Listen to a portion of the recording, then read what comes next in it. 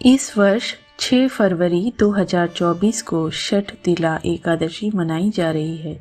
इस व्रत की पौराणिक व्रत कथा के अनुसार प्राचीन काल में मृत्युलोक में एक ब्राह्मणी रहती थी। वह सदैव व्रत किया करती थी। एक समय वह 1 मास तक व्रत करती रही। इससे उसका शरीर अत्यंत दुर्बल हो गया। यद्यपि वह अत्यंत बुद्धिमान थी, तथापि उसने कभी देवताओं या ब्राह्मणों के निमित्त अन्न या दान नहीं किया था। इससे मैंने सोचा कि ब्राह्मणी ने व्रत आदि से अपना शरीर शुद्ध कर लिया है, अब इसे विष्णु लोक तो मिल ही जाएगा। परंतु इसने कभी अन्न का दान नहीं किया, इससे इसकी तृप्ति होना कठिन है। भगवान ने आगे कहा, ऐसा सोचकर मैं भिखारी के वेश में मृत्युलोक में उस ब्राह्मणी के पास गया और उससे भिक्षा मांगी। वह ब्राह्मणी बोली, महाराज इसलिए आए हो? मैंने कहा, मुझे भिक्षा चाहिए। इस पर उसने एक मिट्टी का ढेला मेरे भिक्षा पात्र में डाल दिया। मैं उसे लेकर स्वर्ग में लौट आया। कुछ समय बाद ब्राह्मणी भी शरीर त्याग कर स्वर्ग में आ गई।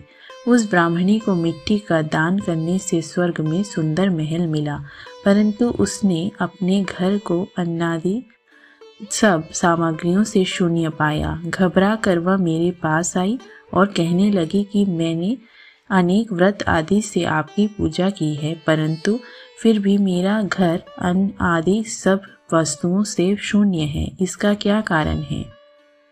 इस पर मैंने कहा, पहले तुम अपने घर जाओ, देव स्त्रियां आएंगी उन्हें देखने के लिए। पहले उनसे छठ तिला एकादशी का पुण्य और विधि सुन लो, तब द्वार खोलना।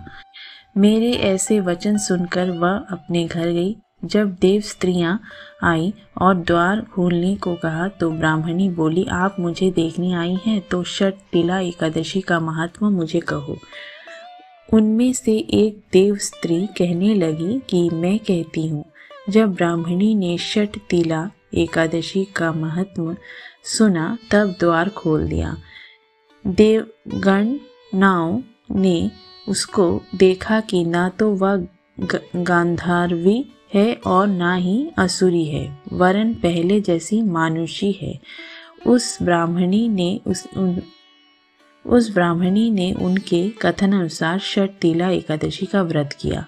इसके प्रभाव से वह सुंदर और रूपवती हो गई तथा उसका घर अन्न आदि समस्त सामग्रियों से युक्त हो गया।